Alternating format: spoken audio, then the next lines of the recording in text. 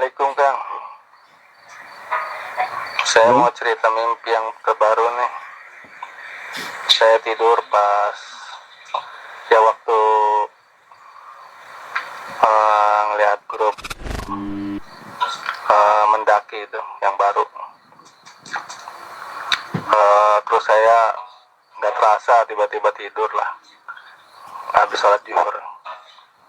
Di mimpinya semua para helper itu pada membersihkan bangunan. Ya bangunannya itu mirip rumah-rumah gada, rumah-rumah orang Padang lah. Gitu. Rumah-rumah kayu. Dibersihkannya pakai air, dilap jendelanya, pintunya.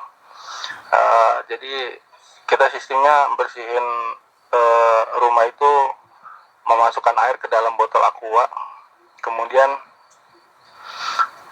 kayaknya Mbak Nina gitu yang memberikan pucuk di botol itu, tutupnya itu diganti dengan pucuk yang lancip, kemudian air itu keluar dengan deras, dari nyemprotnya itu kencang dari botol itu. Nah, kita juga sampai bercanda riang lah di depan bangunan itu dengan para helper. Dan di situ juga bukan hanya helper, karena ada tetangga saya juga, gitu. Ada teman kerja juga satu, tetangga satu, gitu. Nggak banyak, yang lainnya helper semuanya. Tapi saya anggap itu helper semua, gitu. Nah, ada kejadian kita pada melihat Mbak Nina itu nggak pakai jilbab dan cuman menggunakan kaos dalam yang warna coklat, kaos dalam zaman dulu tuh yang warna coklat, agak transparan, tidak pakai jilbab dan bercelana pendek. Kemudian ada salah satu helper, padahal kenal itu helpernya itu, cuman saya agak remang-remang itu helper yang menarik Mbak Nina masuk ke dalam bangunan itu yang lagi dibersihin gitu, dengan merayu Mbak Nina untuk masuk ke dalam gitu. Tapi kemudian setelah berapa lama Mbak Nina keluar lagi dengan tetap menggunakan pakaian sama itu gitu. Tapi para helper itu ya biasa aja yang kerja-kerja gitu. Saya memperhatikan juga, saya ngelihatnya biasa, enggak ya wah kok begitu sih Mbak Nina gitu. Enggak gitu ya. Dan terus saya melihat Bang Dali juga di situ. Saya sempat berpikir, wah Bang Dali datang nih, proyek diterusin. Wah kalau diterusin proyek, saya cuma berdua sama Bang Dali, Mang Ujang kemana gitu. Saya nyariin di mimpi itu mana Mang Ujang gitu. Kemudian teman saya memberikan sebuah logam, suruh menjual logam itu. Jadi logam itu harganya mahal katanya. Cuman hampir mirip-mirip emas, cuman bukan emas. Belum sempat saya jual ya, saya sudah dibangunin istri untuk mau menjelang sholat asar. Ya mimpi berakhir di situ Kang. Barangkali ada mananya, barangkali gitu. Soalnya saya tidur habis zuhur. Ya Kang, ada yang kelupaan di situ juga, ada Kang Diki. Kang Diki cuman di situ terlihat sebentar. Cuman bilang kepada saya, satu-satunya mimpi saya dengan Kang Diki, saya berbicara gitu. Kang Diki bilang, saya udah lama nih nggak olahraga kayak buat terapi yang biasa dilakukan Mas Faris itu ke Kang Diki. Saya udah lama nih nggak melakukan itu, bilang begitu. Ya, cuma sampai situ. Tapi juga menambahkan tadi Mbak Nina kemudian ditarik kembali sama helper untuk masuk ke dalam. Tapi ya Mbak Nina di mimpi itu saya lihat terlihat kulitnya putih gitu, mulus, nggak seperti aslinya. Gitu, walau alam. Itu aja Kang. Ya, baik. Rekan sekalian, apa hasil takwilnya? Alhamdulillah seorang ustadz yang tadi saya ceritakan, ternyata alhamdulillah Allah kirim lagi ustadz kepada kita yang beliau ahli tauhid. Masya Allah, ya ahli tauhid. Jauh beda dengan Tommy Al-Bajari ya, yang justru menyebar fitnah kepada kita. dan ternyata Allah buka aibnya. Ternyata dia ahli syirik ya, karena masih membolehkan pajang foto ulama, membawa berkah dan sebagainya ya. Kemudian masih membolehkan ngalap berkah dan sebagainya. Hasil takwilnya adalah, jadi gini, takwilnya kan tadi menggambarkan rumah saung ya, seperti rumah-rumah apa tadi, dari Padang saung, gitu ya. Panggung-panggung lah, rumah panggung. Bangunan itu, ini diibaratkan diri kita pribadi. Si Fulan, pemimpin melihat banyak helper membersihkan bangunan dengan air. Artinya, para helper sedang berada di tanah Ujlah, sedang membersihkan diri dari dosa-dosa masa lampau. Dikaitkan dengan tanah Ujlah, ya, takwilnya. Kemudian, lalu Mbak Nina datang memberikan satu pengganti tutup botol yang berbentuk lancip. Air itu keluar deras. Artinya banyak dosa yang berguguran kepada helper-helper gajah di tanah Ujlah maupun di tempat lain. Nah, jadi jangan lupa teman-teman, jangan bukan hanya di tanah Ujlah, tapi ini juga di tempat lain yang sedang memperbaiki diri dari kesyirikan. Tuh. Saya ulang. Artinya mimpi ini adalah banyak dosa yang berguguran atas helper gajah yang ada di tanah Ujlah dan maupun di tempat lain yang sedang memperbaiki diri dari berbagai perbuatan syirik. Masya Allah, alhamdulillah ya. Mbak Nina tidak memakai hijab dan memakai kaos celana pendek dan menarik Mbak Nina ke dalam bangunan. Setelah keluar bangunan, Mbak Nina masih menggunakan pakaian tersebut dan nampak kulit yang putih bersih. Wah. Inilah simbol. Jadi rekan sekalian, melihat mimpi itu kan banyak simbol ya, isyarat. Jadi jangan melihat aslinya seperti ini. Hasil takwilnya bagus kita lihat. Ada seseorang di Gajah mengajak Mbak Nina dalam hal kebaikan. Ada seseorang di Gajah mengajak Mbak Nina dalam kebaikan, agar dosanya yang lalu berguguran. Mungkin saat ini Mbak Nina sudah merasakan kebaikan di dalam Gajah, sehingga dia ikhlas untuk membantu dalam perjuangan tersebut. Tuh, bagus, Masya Allah ya, luar biasa. Nah, Mbak Nina ya, tuh. Makanya Mbak Nina itu salah satu yang paling istiqomah itu. Nah, mungkin ini isyaratnya benar tuh. Coba cocok ini. Ustadz ini belum lama masuk Gajah ya. Bukan Gajah senior lah yang sejak awal. Belum tahu persis siapa Mbak Nina, bagaimana perjuangan Mbak Nina ya. Tapi bisa tahu dari hasil takwil ya, bahwa Mbak Nina itu sudah merasakan kebaikan di dalam Gajah sehingga dia ikhlas untuk membantu dalam perjuangan ini. Lalu Bang Dali datang katanya. Wah, Bang Dali sebut-sebut nih. Sempat berpikir proyek akan diteruskan, namun proyek ini akan dikerjakan berdua saja karena memang Kang Ujang tidak ada gitu. Wah, Kang Ujang disebut-sebut juga nih. Masalah dua orang yang hebat nih, dua orang hebat disebut-sebut lah. Selain Mbak Nina. Artinya apa? Ada keinginan yang belum tersampaikan dengan Bang Dali dan Bang Ujang. Entah itu dalam pekerjaan atau rencana yang ingin dibuat oleh keluarga mereka bertiga.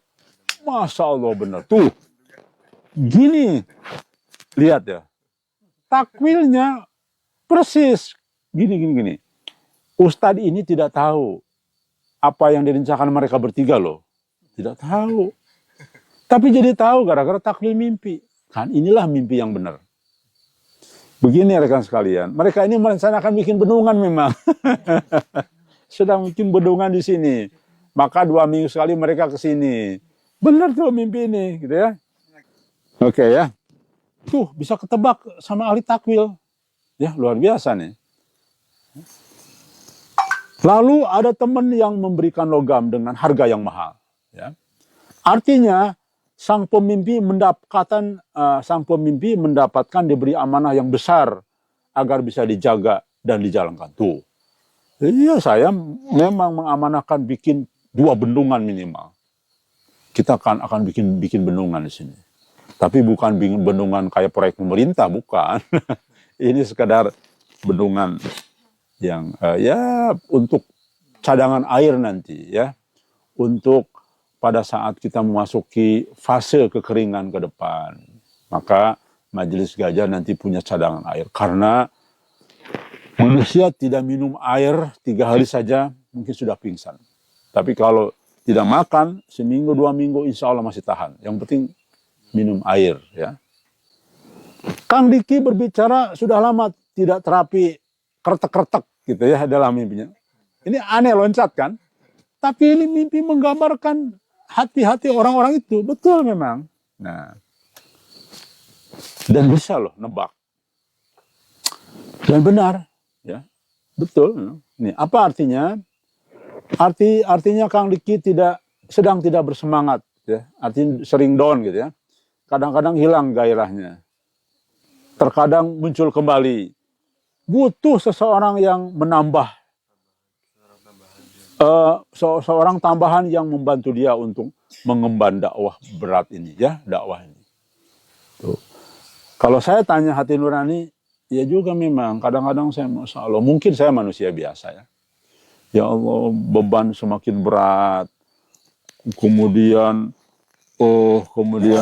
fitnah juga tidak berkurang. Kemudian langkahnya harus semakin global ya. Saya banyak keinginan bagaimana umat dunia tahu, tapi terhambat oleh macam-macam lah. Baik. Nah, itulah hasil takwil kabar gembira. Baik, sekarang kita masuk ke takwilnya mimpi Muhammad Qasim. Ada takwil mimpi yang ditakwilkan oleh Ustadz tadi, yang tidak mau disebut-sebut nama, dan saya tambahkan juga takwilnya teman-teman dulu yang sebetulnya sejalan dengan mimpi. Baik, saya sampaikan. Saya agak cepat ya, supaya pas jam 6 nanti. Takwilnya adalah gedung atau bisa disebut gedung mall. Kan tadi Muhammad Qasim dalam mimpinya hanya menyebut gedung mall. Gedung mall atau bisa disebut juga pasar. Artinya tempat muamalah. Banyak juga kecurangan di dalam. Banyak tipu muslihat di dalamnya. Hadisnya adalah Rasulullah SAW bersabda, tempat yang paling dicintai Allah adalah masjid. Ya, tempat ibadah. Dan tempat yang paling dibenci oleh Allah adalah pasar. Ya. Hadis Muslim. Disebutkan bahwa pasar memiliki banyak manfaat. Pasar itu ada manfaatnya, betul, untuk kebutuhan kita. Namun juga banyak di perbuatan dosa dan sia-sia. Berbagai kezaliman serta kecurangan orang yang berada di dalamnya menjadikan pasar tempat yang dibenci oleh Allah Subhanahu wa taala. Oke. Disebut pasar dalam mimpi MQ artinya para helper sepertinya bertransaksi berjual beli dalam memahami mubasyirat tersebut. Yes. Artinya gini, para helper seperti bertransaksi berjual beli dalam memahami mubasyirat tersebut. Cenderung artinya mereka mengartikan dan menempatkan mimpi Muhammad Qasim semaunya. Dan tanpa ilmu yang akhirnya banyak fitnah terjadi dalam tubuh helper. Ini adalah sihir Dajjal itu. Oke, ini contoh nih. Saya melihat, bener ini. Nih, contoh saya kasih contoh ya. Ini contoh dari saya. Yang saya alami. Saya melihat. Dan berdasarkan banyak mimpi teman-teman lain. Dan berdasarkan mimpi juga Muhammad Qasim. Tentu hasil takwilnya. Jadi sudut pandang saya itu melihat banyak takwil mimpi Muhammad Qasim, banyak melihat takwil teman-teman, mimpi teman-teman, dan banyak melihat fakta di lapangan. Karena insya Allah saya sangat amat tahu tentang banyak di lapangan. Ya, karena pertama saya banyak bertemu orang. Saya ketemu dengan Muhammad Qasim paling lama. Kemudian banyak menerima mimpi dari yang lain macam-macam ya. Misalnya apa? memahami poin ini, terjemahan ini. Ya. Di dalam mimpi MQ, tugas MQ dan helper yang membantunya mimpi MQ itu hanya menyebarkan mimpi. Dan itu dibenarkan oleh MQ saat saya konfirmasi, baik dengan waktu Paris atau yang kedua, yang ketiga. Para penasihat pun juga nanya. Dan dijawab Muhammad Qasim, tidak ada tugas lain kecuali menyebarkan mimpi. Sudah, selesai. Saya berkali-kali mengatakan, bro, kamu itu sudah jadi pokoknya imam bagi saya, kamu tuh Al-Mahdi. Perintahkan saya. Harus seperti apa saya berbuat? Apa ada petunjuk Allah, saya harus manuver itu ini. Tidak ada. Pokoknya sebarin mimpi. Udah itu aja. Dan Muhammad Qasim tidak pernah menginstruksikan detail. Bro Diki, sebarin mimpi begini ya, begono, begitu, begono. Gak ada. Menyebarkan mimpi aja. Saya berkali-kali nanya, bro, ada nggak harus dilakukan manuver? Nggak ada. Ya, mimpi aja, begitu aja. Akhirnya saya nggak pernah nanya lagi. Artinya benar ini. Nah, ada helper yang suka cari muka. Ada helper kaki-kaki tangan Dajjal nih. Membuat skenario. Ya. Ingin memisahkan saya dengan Muhammad Qasim. Kenapa Dajjal punya kepentingan itu? Karena mohon maaf, bukan ria, bukan ujub, bukan takabur. Tapi faktanya semua teman-teman mengakui manuver gajah itu cukup efektif dan terbukti menghasilkan sebuah fakta. Ini teman-teman yang di Onono, di grup Onono, banyak juga dulunya dari gajah. Jangan lupa, ya. Teman-teman Malaysia juga dulu gabung ke gajah semua.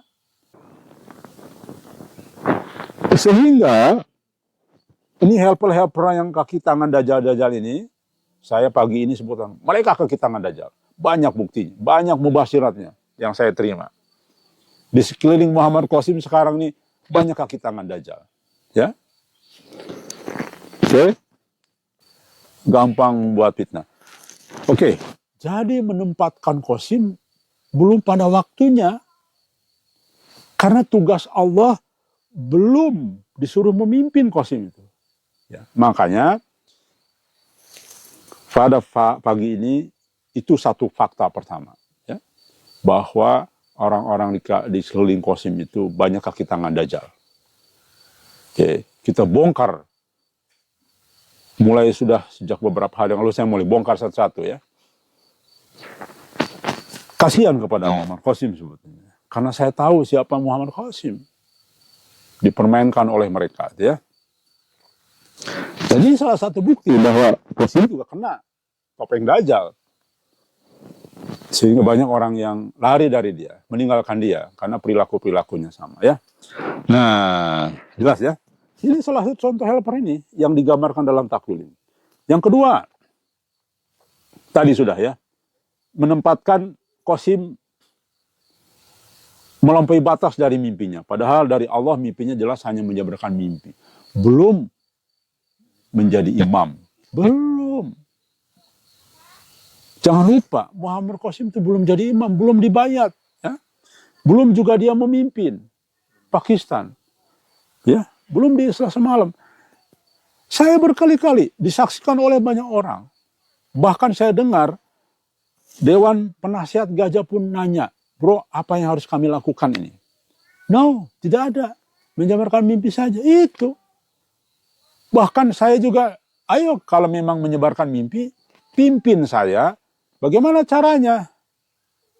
Enggak, dia cuma, ya perbanyak di Twitter aja, karena Twitter banyak petinggi. Gitu saja. Pernah saya dengar itu aja. Ya itu mah nggak usah dikasih tahu. Kita semua memang bermanuver di semua lini. Oke ya. Nah itu artinya para helper itu seperti itu keadaannya dalam menerjemahkan, memaknai mimpi-mimpi Muhammad Qasim. Makanya digambarkan seperti transaksi jual beli di pasar gitu ya. Ada juga yang penakwil menakwilkan tidak sesuai dengan apa gini. Contoh lagi yang ketiga. Ada penakwil menakwilkan mimpi disesuaikan dengan harokahnya. Ya. Sehingga apa? Penafsirannya keliru dan terbukti penakwil itu hampir semua keliru takwilannya. Misalkan dia menakwilkan perang Ghazwahin itu akan terjadi tahun 2002, tidak terjadi. Bahkan sudah rame-rame ke sana untuk siap ikut perang Ghazwahin, balik lagi semua. Sudah berbulan-bulan juga di sana, ya. Banyak keliruannya lah. Terus tokohnya, amirnya dikatakan dialah putra Bani Tamim itu. Padahal tidak sesuai dengan teks-teks hadis yang ada, di mana sampai hari ini amirnya tidak percaya dengan Muhammad Qasim, ya. Padahal di situ jangka waktunya adalah 6 tahun antara kemunculan dua tokoh ini. Jadi banyak berguguran. Dan putra Bani Tamim itu kan kelompok kecil dalam hadis itu. Jadi contoh lagi tuh kayak gitu, ya, memaknai mimpi Qasim. Jadi benar hasil takwil ini bahwa para helper ini dalam memaknai mubasyiratnya diterima Muhammad Qasim ini kacau balau. Ego pribadi, ya. Oke. Dan itulah sihir Dajjal, salah satu sihir Dajjal. Kita teruskan. Para helper tersebut, ini hasil takwilnya ya. Para helper tersebut memahami, mengartikan dan menempatkan mubasyirat semaunya. Tuh, benar kan? Sehingga MQ yang terkena imbasnya dalam fitnah tersebut. Banyak kesalahpahaman, cacian, makian yang terjadi karena asal dalam mengartikan mimpi dan mengucapkan sesuatu tentang MQ tanpa ilmu dan tabayun. Tuh, benar? Coba, hebat nggak Ustadz ini? Ustadz ini tidak tahu yang terjadi dulu. Tapi apa yang disampaikan Ustadz ini benar, saya tahu persis. Banyak yang sok tahu tentang MQ. Oke, persis kan? Tadi banyak orang yang berjuang hanya untuk MQ loh. Banyak tuh. Makanya cari muka ke MQ bukan karena Allah Subhanahu wa taala. Ya, jadi akhirnya cari muka ke MQ. Wah, menjelek-jelekan, terus kamulah yang memimpin, kamu yang begitu. Ya, MQ kan orang polos, ya. Akhirnya keliru. Persis seperti ini, ya. Lalu di dalam mimpi MQ dikatakan mereka mulai menganggap musuh MQ dan musuh kerabatnya, ya, dalam mimpinya. Ini artinya takwilnya yang dimaksud adalah orang luar di sana yang tidak paham karena akibat helper yang kurang memahami dalam menjelaskan suatu permasalahan mubasyirat mimpi MQ tersebut. Tuh. Contoh. Ini mereka nih helper nutup-nutupi keadaan MQ yang sesungguhnya. Coba begini. Justru alhamdulillah ada seorang kiai yang langsung percaya karena omongan kita pas sesuai dengan yang Allah maksud. Kiai, ada 2 kiai loh yang langsung percaya saat itu. 3 kiai. Kiai Muhammad Qasim itu saat ini memang orang biasa, ya. Orang yang begini, saya ceritakan mimpinya juga begini. Allah buka siapa MQ sesungguhnya. Inilah kiai. Berarti kiai, kita harus lebih yakin dengan omongannya. Karena dasarnya saya sudah tabayun nih, langsung melihat MQ, ya. Itu memang orangnya, Masya Allah. Kalau kata Indra itu di bawah rata-rata. Iya betul, saya melihat begitu. Sebentar-sebentar marah, sebentar-sebentar sensitif. Salah paham terus, banyaklah ya. Tapi isi mimpinya Masya Allah. Kalam ilahi yang bobotnya luar biasa. Jadi gugur kecurigaan kita bahwa ini rekayasa MQ. Kenapa MQ orang yang yang mustahil bisa menciptakan mimpi itu? Karena dia bukan orang pandai, dia bukan orang cerdas, dia bukan orang yang ahlul kitab, ahli kitab, baca kitab. Bukan. Makanya harus diislah untuk bisa memimpin dunia ini. Nah, justru dengan penyataan itu, kiai-kiai orang-orang itu paham. Yang datang ke sini, ke Tanah Ujlah, kalau dengan pendekatan seperti itu, justru orang paham. Kenapa? Karena orang melihat wujudnya MQ. Kok masa Al-Mahdi mirip bintang film Bollywood? Ya kan? Nggak berjenggot, nggak pakai peci, pakai jas, ya, dan sebagainya. Tapi ketika kita dijelaskan A, B, C, D-nya, justru malah tepat. Tapi orang sono nih yang cari muka sama MQ, ya, yang memprotek MQ ini kayak milik sendiri, ya kan? Yang masuk grup ini harus pakai KTP katanya. Harus begini-begini. Waduh, ini gimana? Justru Dajjal ini. Kenapa? Dajjal itu kan ingin memisahkan MQ dengan apa? Supaya terprotek. Semakin susah dikenalin MQ. Itu Dajjal itu memang kewitangan Dajjal. Omongan saya ini bukan atas analisa saya. Ya. Tapi banyak mimpi teman-teman lain yang mengatakan poin bahwa orang-orang sekelilingnya itu banyak. Orang yang cari muka, yang segala macam. Justru yang menyulatkan MQ ya. Dan terbukti sekarang betul. Oke. Jelasnya sama ya. Akibat dari ini, saya teruskan ya.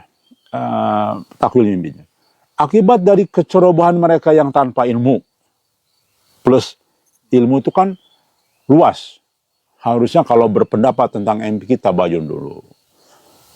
Cross-check kepada orang yang tahu tentang MQ.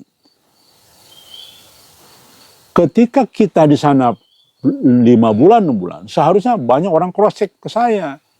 Gitu loh harusnya. Tapi mereka ini kan punya penyakit hati. Ya. Sehingga tidak kuat. Jadi seolah mereka lebih tahu tentang MQ. Dan mengedepankan hawa nafsu tuh. Ya.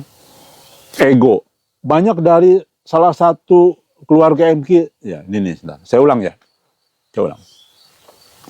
Akibat dari kecerobohan mereka yang tanpa ilmu dan mengedepankan hawa nafsu dan ego, banyak dari salah satu keluarga MQ, termasuk gajah, nah ini hasil takwilnya bukan atas saya, yang lurus terkena imbasnya juga. Tuh lihat, hasil takwilnya banyak dari salah satu keluarga MQ, ya, keluarga loh, bukan ibunya, bukan adeknya, tapi keluarga, ya, keluarga itu luas, termasuk gajah yang lurus terkena imbasnya, termasuk MQ sendiri. Contoh ikut terpengaruh hasutan, ya. Di dalam mimpi MQ disebutkan, MQ menyuruh ke tempat aman atau mal dan pasar. Ini artinya tempat ini jauh dari fitnah dan memfokuskan kepada tujuan yang benar. Dan harus berhati-hati dalam menyampaikan permasalahan MQ ya.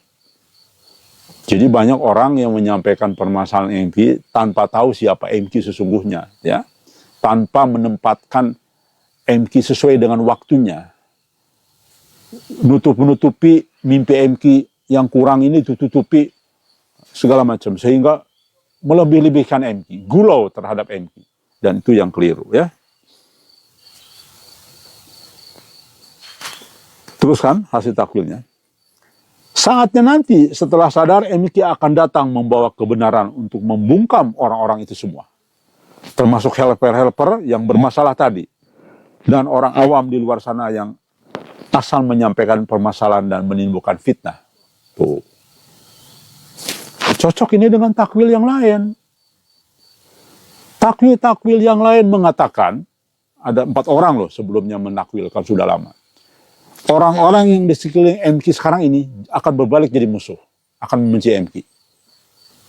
Kita buktikan nanti ya. Sudah satu persatu udah kena itu. Orang yang dulu menyerang kita, udah 1-2 tepar itu. Saya dengar itu.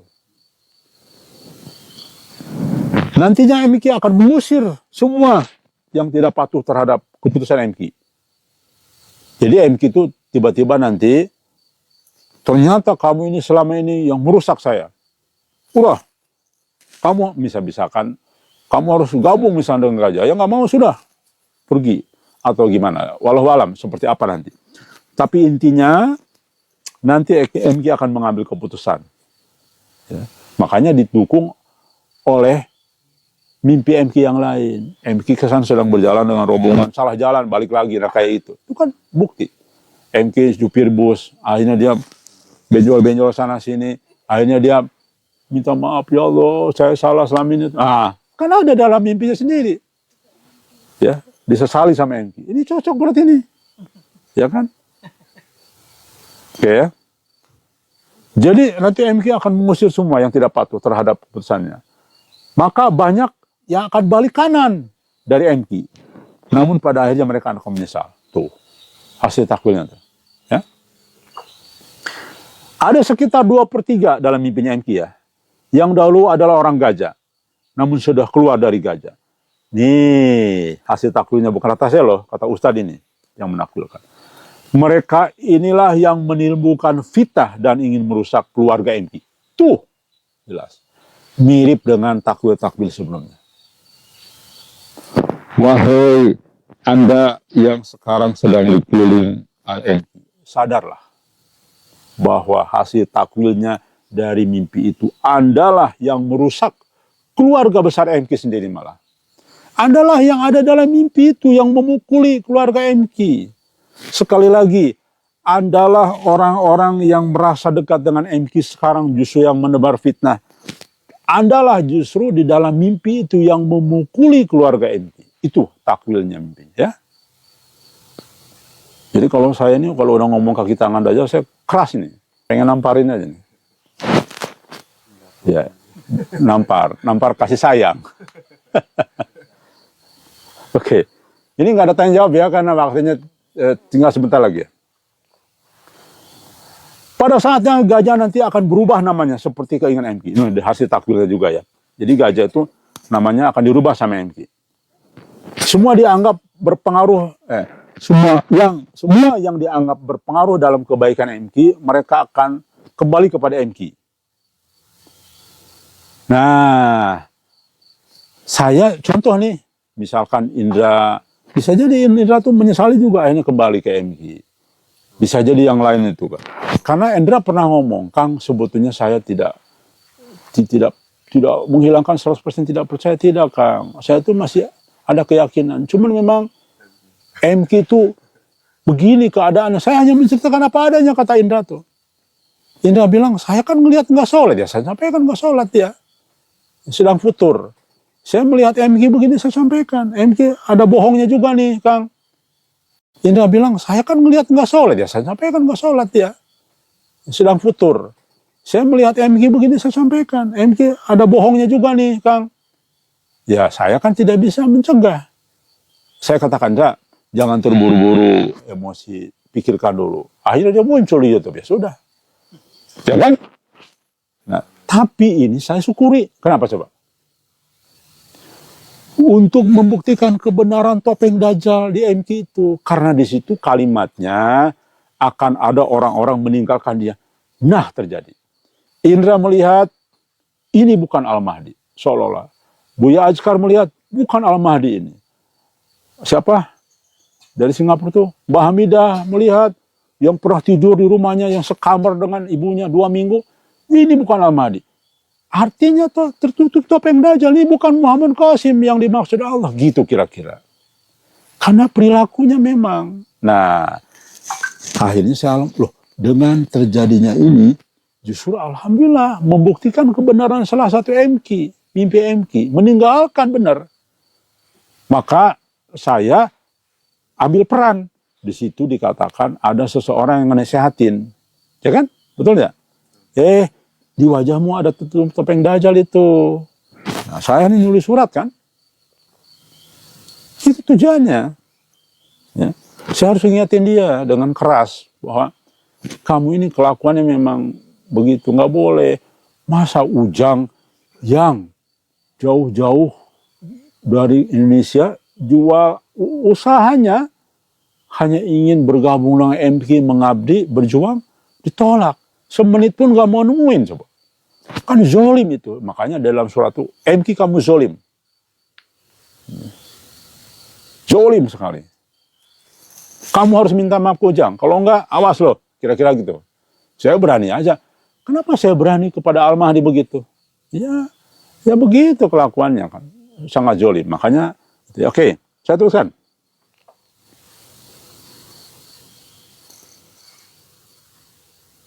Orang yang lurus atau murni karena Allah dalam menyebarkan mubasyiratnya ini selalu difitnah. Tuh, kan hasil takwilnya. Bahkan kebenaran disembunyikan oleh para pendengki yang punya penyakit hati, yang selalu menghalang-halangi hubungan gajah dan MQ. Tuh, tahu ini penakwil.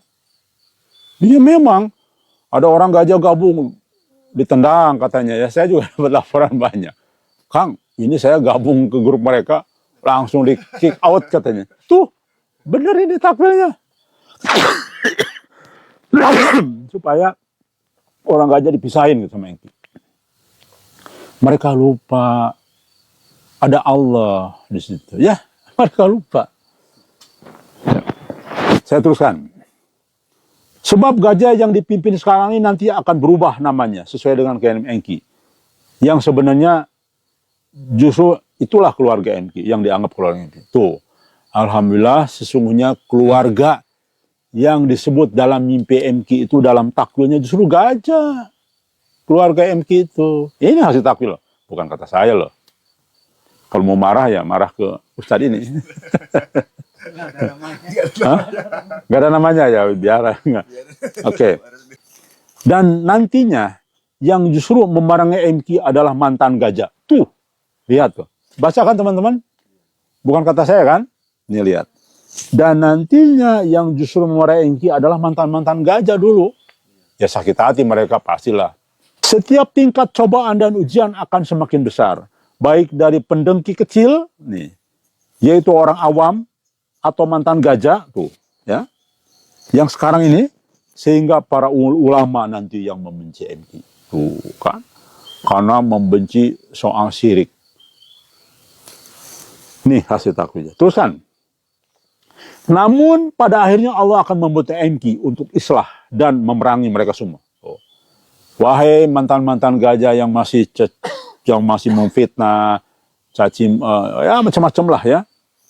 Ini silakan Anda, kalau Anda tidak sadar tepat waktunya seperti ini takwilnya. Di dalam mimpi MQ melanjutkan ke beberapa tingkat kan di dalam udung tadi. Ini mengisyaratkan pencarian keluarga atau kekuatan atau pengikutnya selalu dihalang-halangi oleh mereka para pendengki. MQ melihat melalui jendela. Ini maksudnya pandangan yang jauh ke depan seperti harapan bertemu dengan seseorang yang kerabat keluarga yang akan mendampinginya. Ya. Ia bertemu dengan seorang berambut panjang namun bukan indera. Artinya orang ini akan membawa MQ kepada keluarga yang sesungguhnya.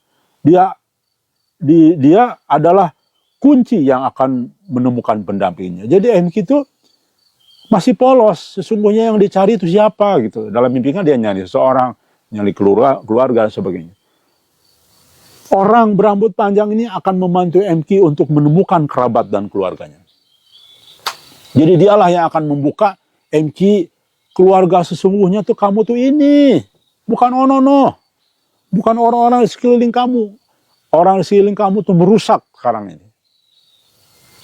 Masa bayangin masuk grup saja harus pakai KTP. Gajah diperbolehkan. Orang masuk gajah silakan bebas. Ya. Orang yang belum mengerti pun kita jelaskan. Oke. Setelah MQ islah, maka gajah tidak akan lagi karena hanya akan ada sebutan Jundullah. Setelah MQ diislah nanti, maka gajah tidak akan ada lagi. Yang ada hanyalah sebutan Jundullah. Karena misinya yang pertama adalah menyatukan semua kekuatan kelompok dalam umat Islam. Alhamdulillah. Wallahu alam. Itu tulisan takwilan beliau.